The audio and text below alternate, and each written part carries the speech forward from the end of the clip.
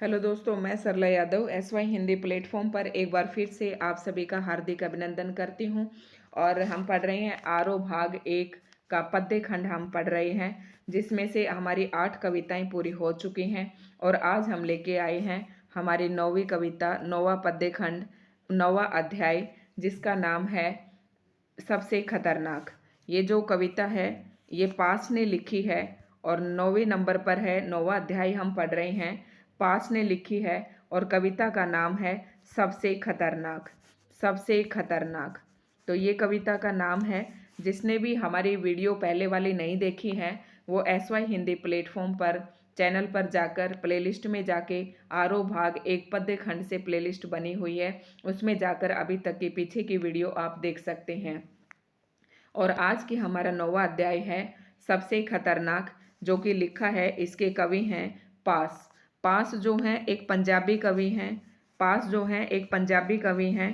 प्रश्न जो है, जहाँ पर भी एनसीईआरटी में आपका सिलेबस ये दिया गया है, एनसीईआरटी का जो सिलेबस दिया गया है जिस किसी एग्ज़ाम के लिए, उसके लिए भी ये बहुत महत्वपूर्ण रहने वाली है। जैसे कि हमने पिछले वीडियो में बताई थी, जो अक महादेवी थी और जो पास हैं, वैसे देखने में तो हमें इनकी ये कविताएं ऐसे ही लगती हैं, लेकिन एक दो क्वेश्चन तो अक महादेवी से पूछे गए थे एचपीएससी ऑब्जेक्टिव में, और एक क्वेश्चन जो है यहाँ से भी पूछा गया था। तो प्रश्न जो है यहाँ से पूछे जाते हैं और कविता जो है बहुत ही महत्वपूर्ण है, सबसे खतरनाक। मुझे तो सबसे अच्छी लगी ये कविता। और अब हम देखते हैं सबसे पहले पास का जीवन परिचय। जीवन परिचय देख लेते हैं, क्योंकि प्रश्न आपका कहीं से भी बनने की संभावना रहती है। एचपीएससी सब्जेक्टिव में तो आपको लिखना है, तो बहुत ज़्यादा बातों की तरफ आपको ध्यान देना होगा। और ऑब्जेक्टिव वाले जो हैं, जो ऑब्जेक्टिव टाइप के प्रश्न बन सकते हैं, उनको नोट डाउन करते चले जाएंगे साथ साथ। तो पास की पंक्तियां हैं, भारत मेरे सम्मान का सबसे महान शब्द, जहाँ कहीं भी प्रयोग किया जाए बाकी सब शब्द अर्थहीन हो जाते हैं। मतलब भारत मेरे सम्मान का सबसे महान शब्द, मतलब भारत को सम्मान देने के लिए जो भारत शब्द है उसको सबसे महान कहा है। और कवि पास कहता है कि इस भारत शब्द के आगे बाकी शब्द अर्थहीन हो जाते हैं। और ये जो पंक्तियां हैं ये पास द्वारा रचित हैं और उनकी रचना का नाम है बीच का रास्ता नहीं होता। बीच का रास्ता नहीं होता, इस इनकी रचना में से ये पंक्तियां आपकी ली गई हैं। तो आपको हूबहू ध्यान रखनी है। ये पंक्तियां आपको पेपर में देकर पूछ सकते हैं कि ये पंक्तियां किसने लिखी हैं। अब हम पढ़ेंगे पास का जीवन परिचय। जीवन परिचय भी पूछ सकते हैं, क्योंकि यहाँ से सीधा जीवन परिचय तो सब्जेक्टिव में पूछ सकते हैं, लेकिन ऑब्जेक्टिव में इनकी रचनाएं, इनका जन्म, मृत्यु और इनसे संबंधित कोई भी बात पूछ सकते हैं। तो पास का जो असली नाम था, मूल नाम था, वो था अवतार सिंह संधू। मूल नाम क्या था? अवतार सिंह संधू था। जन्म है 1950, तलवंडी सलेम गांव, जिला जालंधर, पंजाब में। तो पंजाब में जन्मे थे पास, और पंजाब के भी सलेम गांव में, और जिला जालंधर, पंजाब में इनका जन्म हुआ। 1950 में जन्म हुआ। जो मूल नाम था वो अवतार सिंह संधू था। इनकी प्रमुख रचनाएं हैं लोक कथा, उड़दे बाजा मगर, साढ़े समिया बीच, लड़ेंगे साथी। ये तो इनकी पंजाबी की रचनाएं हैं। और बीच का रास्ता नहीं होता, लहू है कि तब भी गाता है, ये जो दोनों रचनाएं हैं ये इनका हिंदी अनुवाद है। तो जो अभी हमने ऊपर दो पंक्तियां पढ़ी थी वो पंक्तियां इनकी इसी रचना में से ली गई थी। बीच का रास्ता नहीं होता, लहू है कि तब भी गाता है, ये दो रचनाएं हैं इनकी, जिनका हिंदी में अनुवाद किया गया है। इनकी मृत्यु सन 1988 में हुई। 50 में पैदा हुए तो 60, 70, 80 यानी कि 38 वर्ष की उम्र में ही ये इस संसार से अलविदा हो गए थे।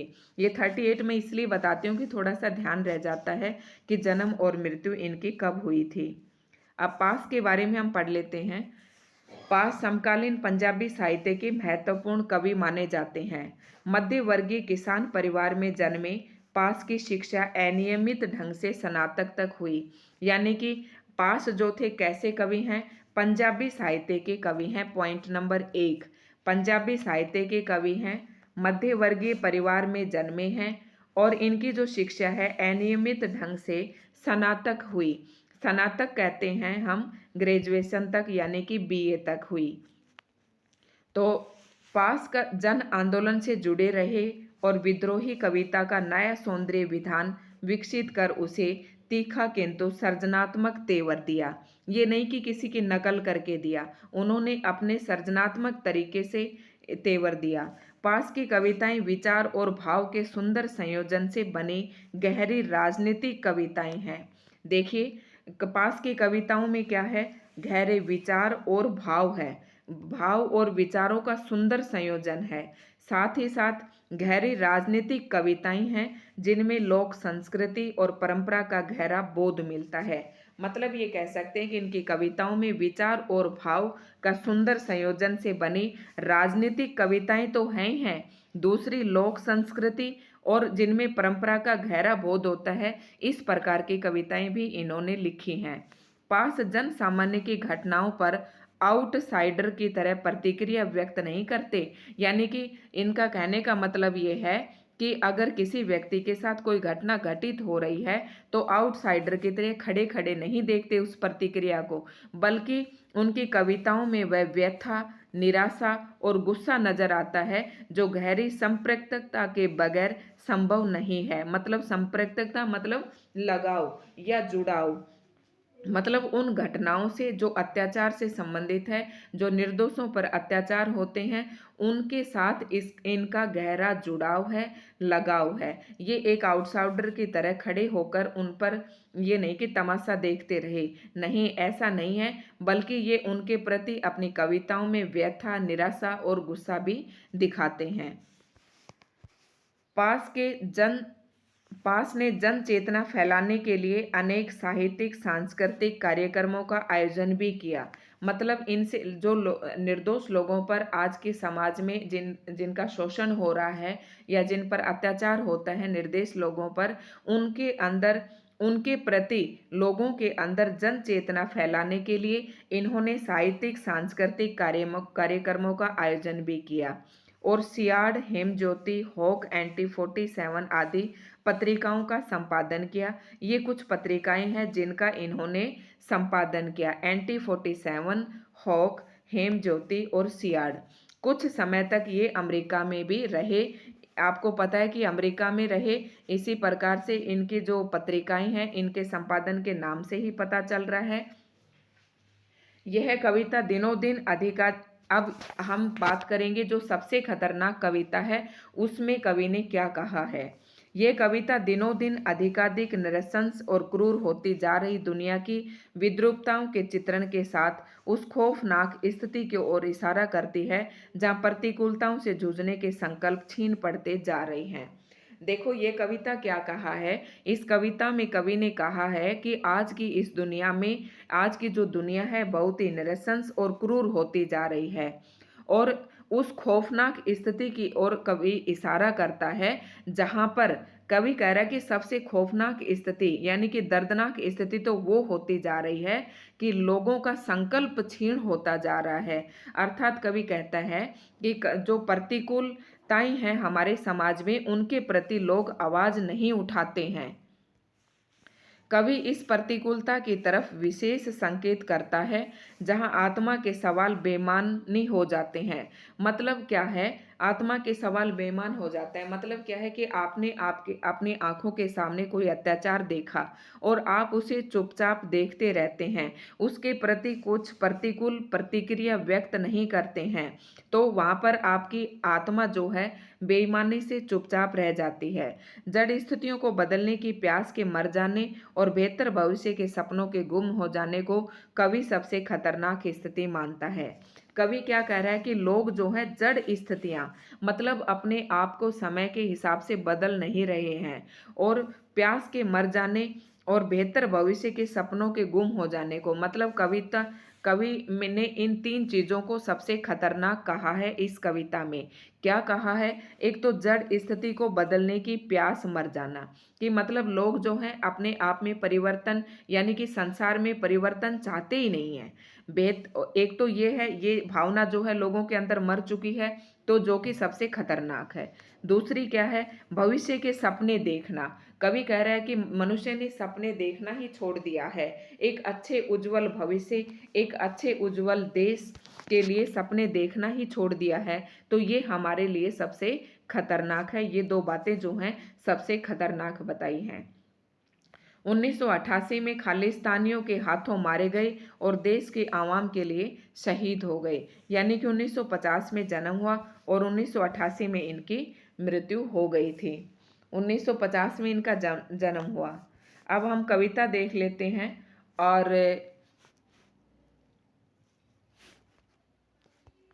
कविता है हमारी सबसे खतरनाक। इसको थोड़ा सा आपको ध्यान से देखते जाना है। मेहनत की लूट सबसे खतरनाक नहीं होती।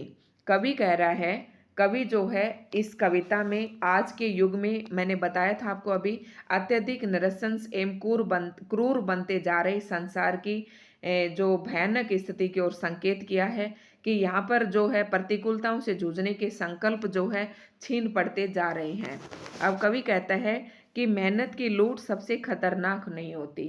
कवि कहता है कि अगर हमने मेहनत से कोई पैसा कमाया और हमारी मेहनत की उस दौलत को कोई लूट कर ले जाता है तो वह भी खतरनाक नहीं होती, क्योंकि मेहनत से हम दोबारा किसी चीज़ को कमा सकते हैं।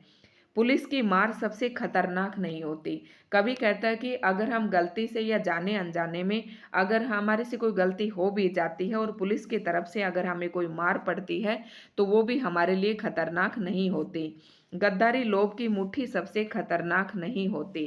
गद्दारी मतलब देश या शासन से अगर हमने कोई गद्दारी की है या कोई लोभ किया है या मुट्ठी बीची है लोभ के कारण, तो वो भी हमारे लिए सबसे खतरनाक नहीं होती है। तो कवि ने बार बार यहाँ पर कह रहा कि खतरनाक नहीं होती है। ये बार बार एक ही शब्द आ रहे हैं, तो ये जो बार बार ये आ रहे हैं खतरनाक नहीं होती, खतरनाक नहीं होती, ये शब्द हमारे मन में एक जिज्ञासा पैदा करते हैं कि सबसे ज़्यादा खतरनाक फिर है क्या। तो कविता में देखना किस प्रकार की जिज्ञासा बनी हुई है। बैठे बिठाए पकड़े जाना बुरा तो है, सहमी सी चुप में जकड़े जाना बुरा तो है, पर सबसे खतरनाक नहीं। अब देखो, बुरा तो है, तो लगा दिया, तो का यहाँ पर भावार्थ है कि फिर भी कहीं ना कहीं एक गुंजाइश है कि अभी भी सबसे खतरनाक स्थिति पैदा नहीं हुई है। कवि कह रहा है कि हम बैठे बिठाए अगर पकड़े जाते हैं या हमारे ऊपर कुछ अत्याचार होता है तो ये बात बुरी तो है। सहमी सी चुप में जकड़े जाना भी बुरा है, पर सबसे खतरनाक नहीं होता है। अब फिर से जिज्ञासा बनी हुई कि फिर सबसे खतरनाक क्या है। कपट के शोर में सही होते हुए भी दब जाना बुरा तो है। कवि कह रहा है कि आज के इस संसार में, इस छल कपट की दुनिया में एक सही व्यक्ति को भी दबा दिया जाता है। ये हमारा दब जाना बुरा तो है, पर सबसे खतरनाक नहीं है।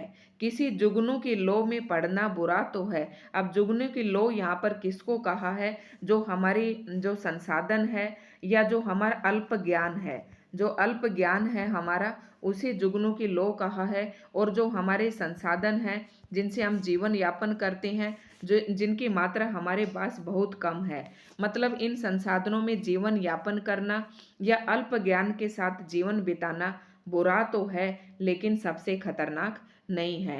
मुठियां भींचकर बस वक्त निकालना। मुठियां भींचने से अर्थात यहाँ पर मुठियां भींचने का अर्थ है क्रोधित होना। क्रोधित होकर अपने गुस्से को दबा लेना, ये सब, और समय को निकाल देना, ये बुरा तो है लेकिन सबसे खतरनाक नहीं होता। फिर सबसे खतरनाक क्या होता है? सब अब बताया है यहाँ पर कि मतलब अभी तक जो बातें पढ़ी हमने कि ये सब बातें हमारे खतरनाक तो हैं लेकिन इतनी खतरनाक नहीं है। उनमें कहीं ना कहीं फिर भी बचाव के लिए कहीं ना कहीं जगह बनी हुई है। अब देखो, उस कवि ने सबसे खतरनाक किसे कहा है? सबसे खतरनाक होता है मुर्दा शांति से मर जाना।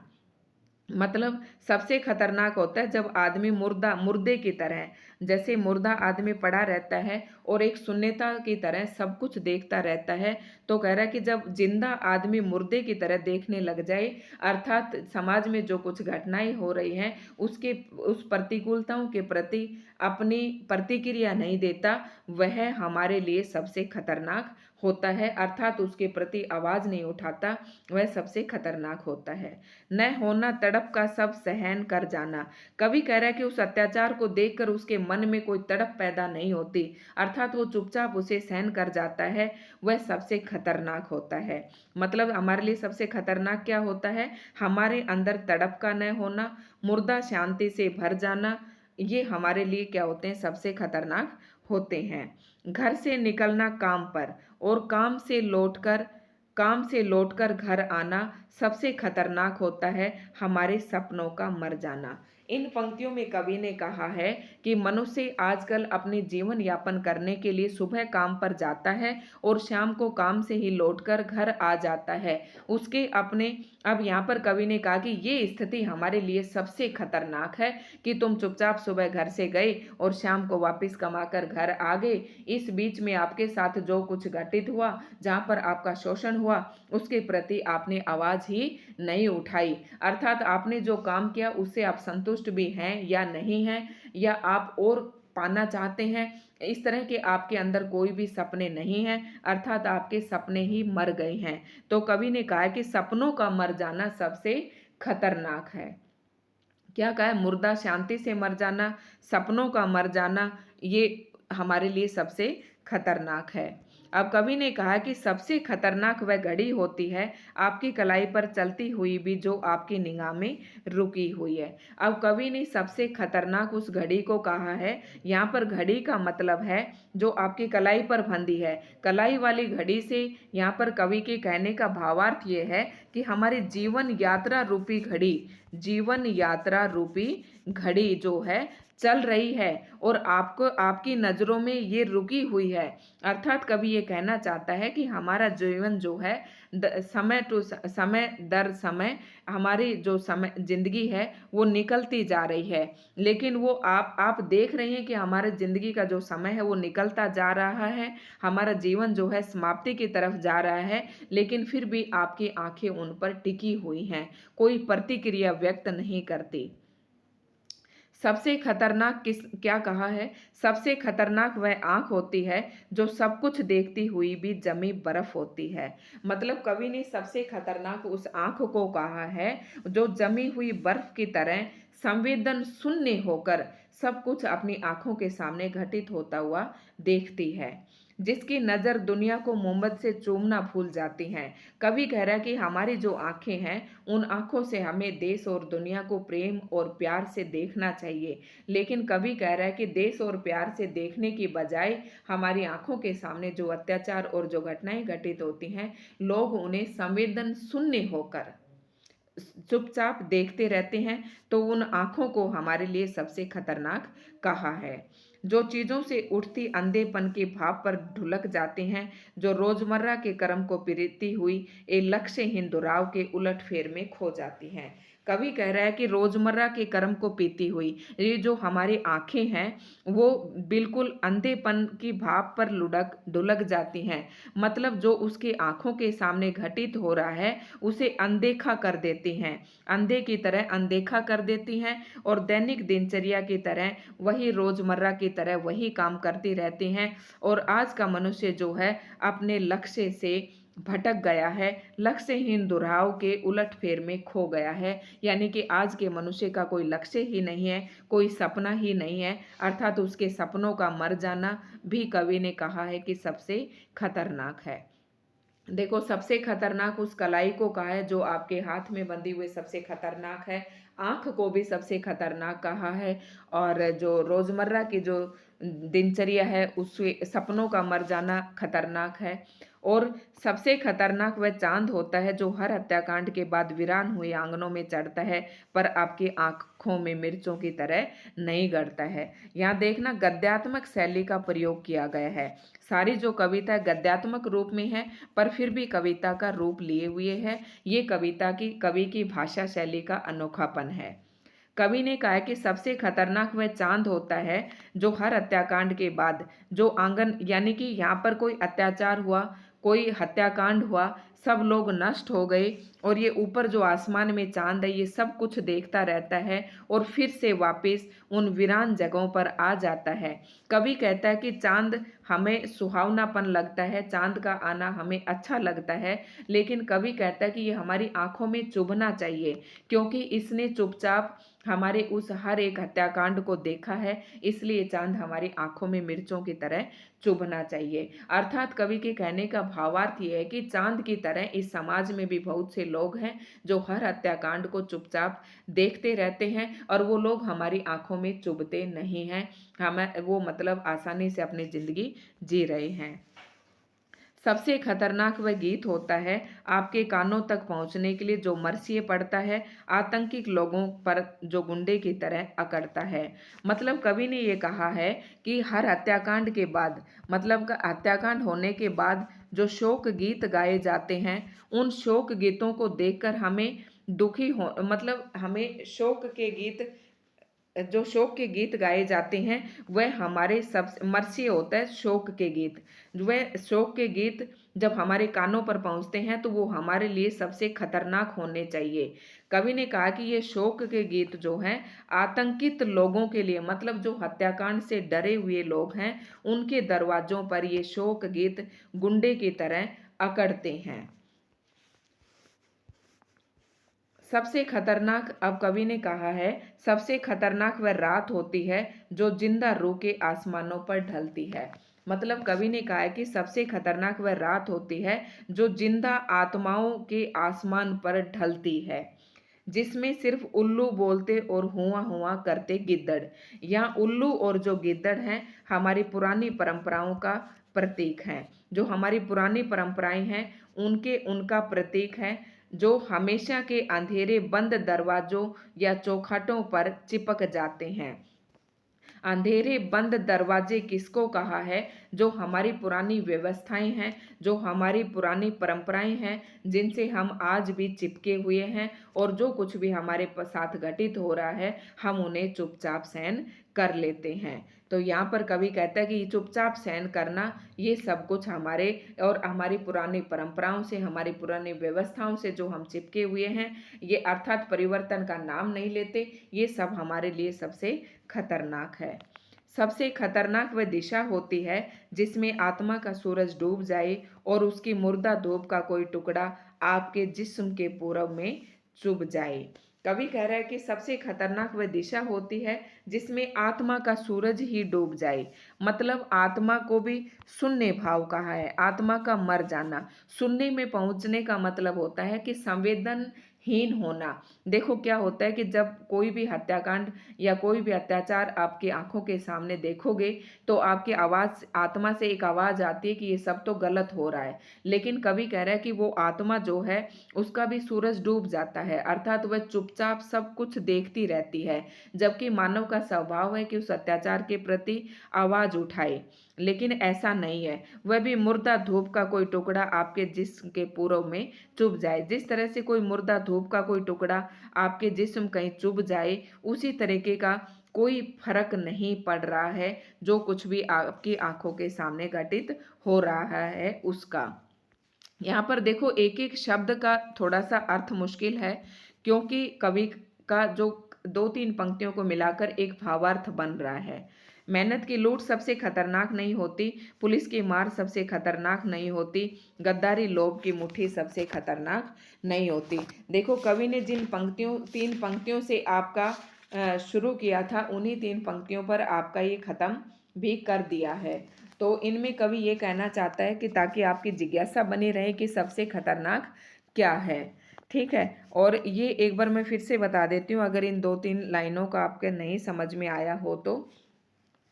उल्लू और जो गिद्दड़ हैं वो अज्ञानता के अंधेरे को पसंद करने लगते हैं, अंधविश्वासों व रूढ़ियों को तोड़ने के लिए बंद दरवाजों के बाहर ही नहीं आते हैं। ठीक है, और कवि के अनुसार जीवन की वह दिशा सबसे भयंकर एवं हानिकारक होती है जो आत्मा के सूरज को अस्त कर देती है, अच्छे बुरे को पहचानने की क्षमता का नष्ट हो जाना। यहाँ पर आत्मा का सूरज का मतलब है हमें अच्छे और बुरे की पहचान का जो है खत्म हो जाना, ये होता है आत्मा का सूरज मर जाना, जो मुर्दा धूप की भांति प्रभावहीन होती है। तो ये था इस कविता का भावार्थ। और ये थी हमारी आज की कविता। अगर आपको दोस्तों वीडियो पसंद आई हो तो लाइक, शेयर एंड सब्सक्राइब करना ना भूलें।